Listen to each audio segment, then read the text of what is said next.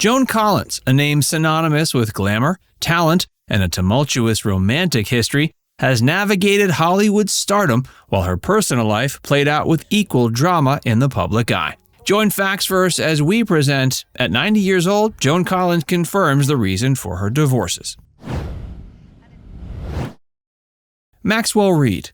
One chapter of her life that has drawn significant attention is her relationship with Northern Irish actor Maxwell Reed. Theirs was a relationship that blossomed in the backdrop of the post-war British film industry. Joan, an aspiring actress, was in her late teens when she was introduced to Reed. At that time, Reed, nearly a decade her senior, was already making his mark in British cinema. He had the dark, brooding good looks of a classic movie star, and it was easy to see how a young Joan might have been smitten. Reed, similarly, was taken by Joan's beauty, charisma, and burgeoning talent. But their relationship began under a dark cloud. Joan, in her autobiographical writings and interviews, revealed that she was drugged and raped by Reed on one of their early dates. In a twisted sequence of events that speaks volumes about the pressures and conventions of the time, Reed proposed marriage after the assault, and Joan, feeling as if her honor had been besmirched and societal expectations weighing on her, accepted. The two married in 1952,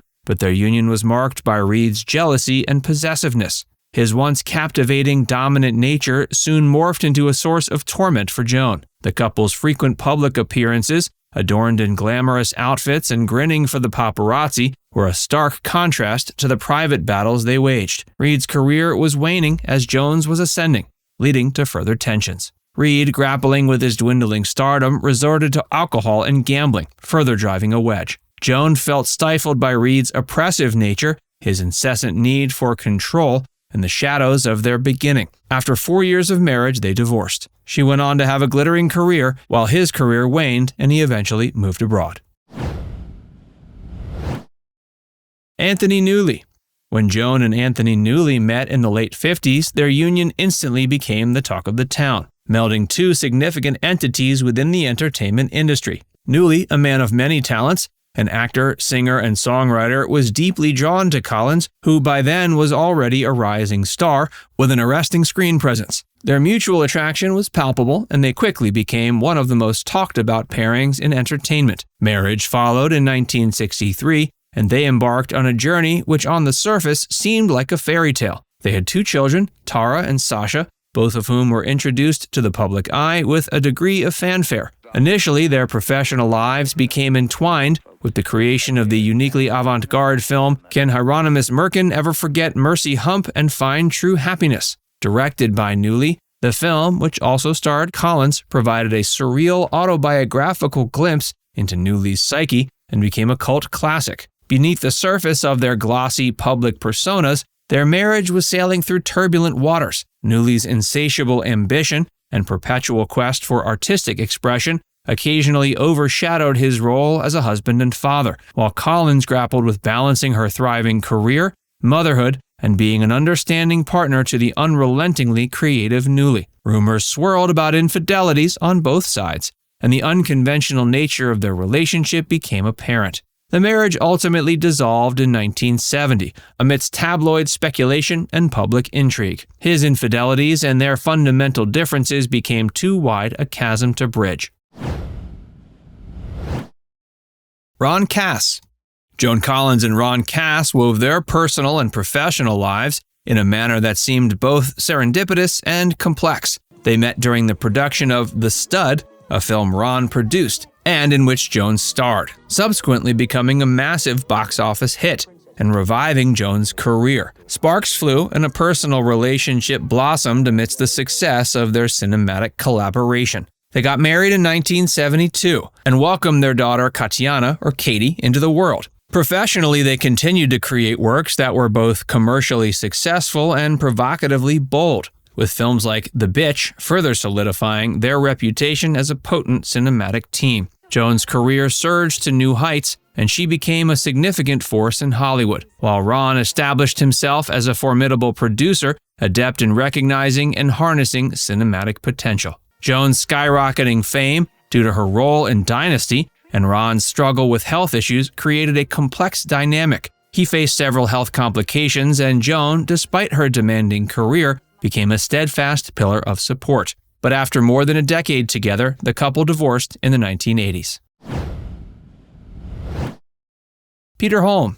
Peter Holm, a Swedish pop singer, was propelled into the global spotlight through his association with Joan. Their romance unfolded under the prying eyes of the media as the allure of Collins, playing Alexis Carrington, coupled with Holm's European charm, made them an irresistible subject for tabloid fodder. They navigated through high society, embodying a lifestyle synonymous with opulence and glamour. In 1985, they decided to seal their relationship with marriage. Holm also took on the role of managing Joan's flourishing career. This mingling of personal and professional created a dynamic that was at times conducive, and other times not so much. Their joint appearances at social events, premieres, and on talk shows painted a picture of a united, glamorous front.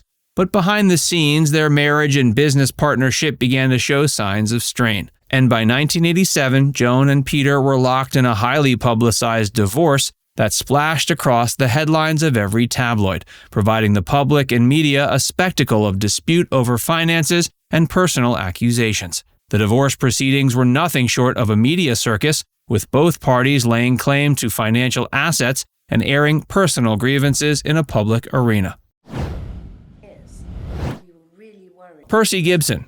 The romantic narrative between Joan Collins and Percy Gibson, a theater company manager, stands out as a testament to enduring love amidst the glistening yet often scrutinizing Hollywood environment. Joan, with her prolific career and string of high-profile relationships, met Percy in a stage of her life imbued with rich experiences, both professionally and personally. Gibson, meanwhile, entered the relationship with a comparatively low public profile and a genuine appreciation for Joan that seemed untethered by her celebrity status. Their paths intersected in a professional context when Gibson was managing the company for a touring production of a play in which Collins was starring. This cultivated a connection that seamlessly transitioned from a working relationship to a personal one. In 2002, with the sparkle of Hollywood as their backdrop, Joan and Percy vowed to navigate life's journey together, entering into a marriage that has notably become one of the most enduring in Hollywood. They've stood by each other,